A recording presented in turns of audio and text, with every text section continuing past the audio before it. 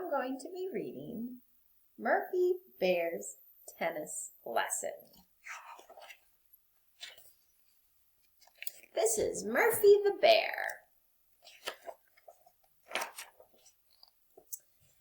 The sky was blue as a robin's egg. Lemon lights lit the sunroom, but Murphy stayed in his pajamas all day. "Do you have the bluz?" asked Dad. "Are you down in the dumps?" Murphy sighed. "My best friend moved far away." "Get dressed," said Dad. "I have a surprise." Outside Murphy's bedroom door was a shiny racket. "I signed you up for a tennis lesson today," said Dad. "I don't know how to play tennis," grumbled Murphy. "It's fun," urged Dad. "Soon you can join the tennis team and you can meet new friends." Murphy's eyes grew wide. His bear hugged his dad and he packed his bag. Into the gusty wind he pedaled hard, bouncing like an acrobat. A pelican swooped in his path. "Look out!" called Murphy. "I don't want to be late for my first tennis lesson." The pelican followed behind him. Murphy arrived at the courts and met Miss Angel Hare, the tennis pro. Her teeth sparkling like seashells, and her eyes were black as tar. "Call me Miss Angel," she said with a smile. "Let's start with a warm-up. Just follow me." Murphy copied Miss Angel as she stretched. "These were yoga poses," she explained. "Take a deep breath to stay calm." Murphy made his body into a triangle. He squatted like a chair and balanced into a tree pose. "Beautiful," uttered Miss Angel. "Now get your racket." "First, I'll show you the forehand grip. It's like a handshake." "Nice to meet you," Murphy joked, shaking the racket. Miss Angel giggled. "Oh, don't squeeze too tight," she says. "Hold your grip as if you were holding a baby bird." Next, Murphy practiced watching the ball. "The middle of the strings is called the sweet spot," she told him. Murphy imagined his racket dipping into warm chocolate with a cherry on top. "Yum," he whispered. "I'm hungry." And the ball rolled off. "Concentrate," urged Miss Angel. "Let's try to bounce the ball." Murphy scrunched his eyebrows and clenched.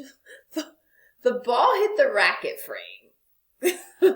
And then he heard ping, ping off the middle of the strings. "You got it," she says. "Now squeeze a ball to make your wrist strong." At last, he learned the forehand stroke. Murphy started in the ready position. Feet apart, knees slightly bent, racket head is level. Murphy hummed. "Racket back, turn the shoulders, step in with left foot, and then swing." He swung his racket low to high. This is the ready position. This is racket back. This is step in, then swing.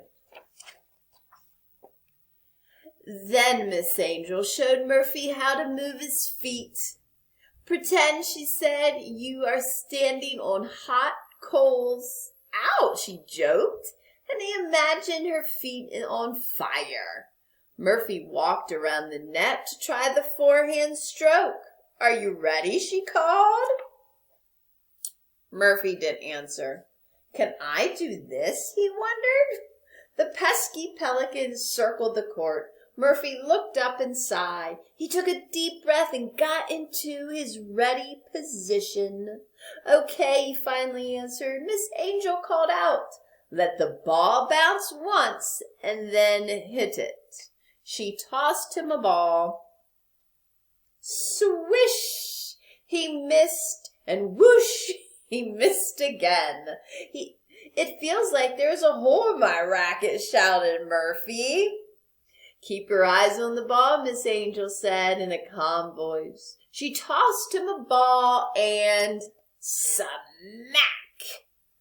The ball hit the net tape. Murphy frowned. "Almost," she cheered. "Swing from your shoulders, bend both knees, and follow through up high." Murphy was thinking too hard about everything he had learned.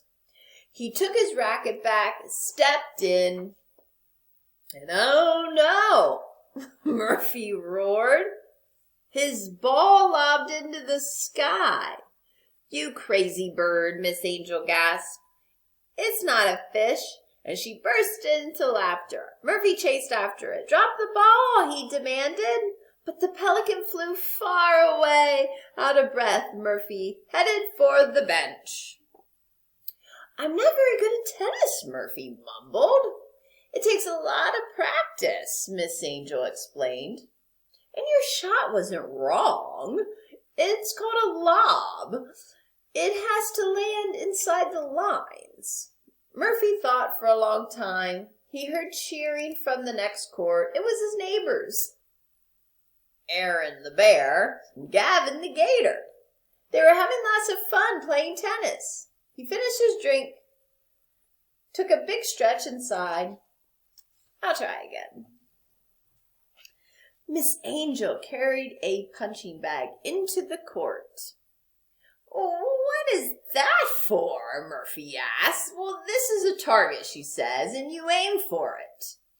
But first concentrate on hitting the ball over the net."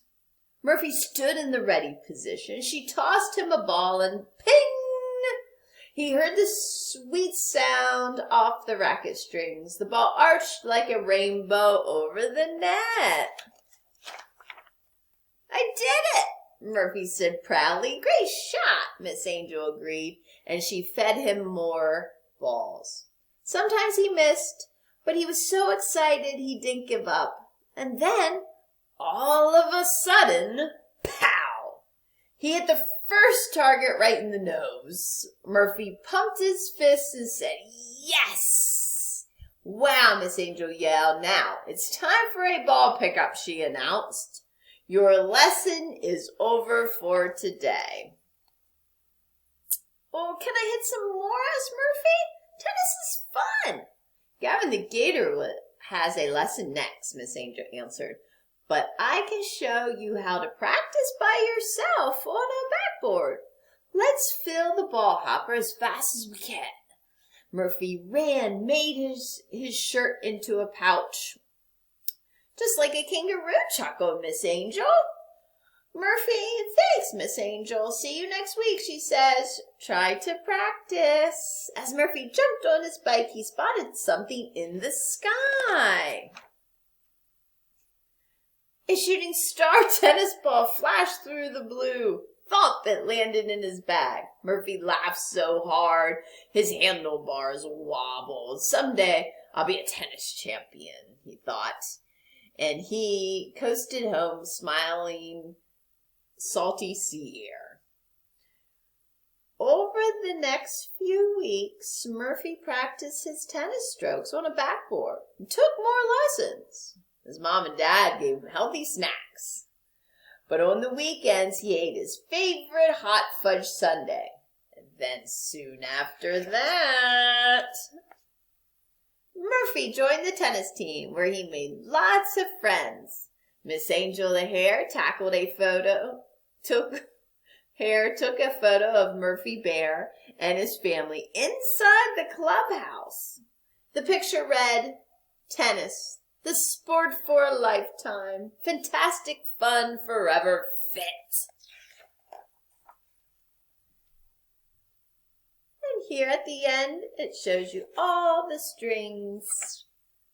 The backhand, tennis tips, the serve, the volley, and the score. Thank you for listening to the tennis story.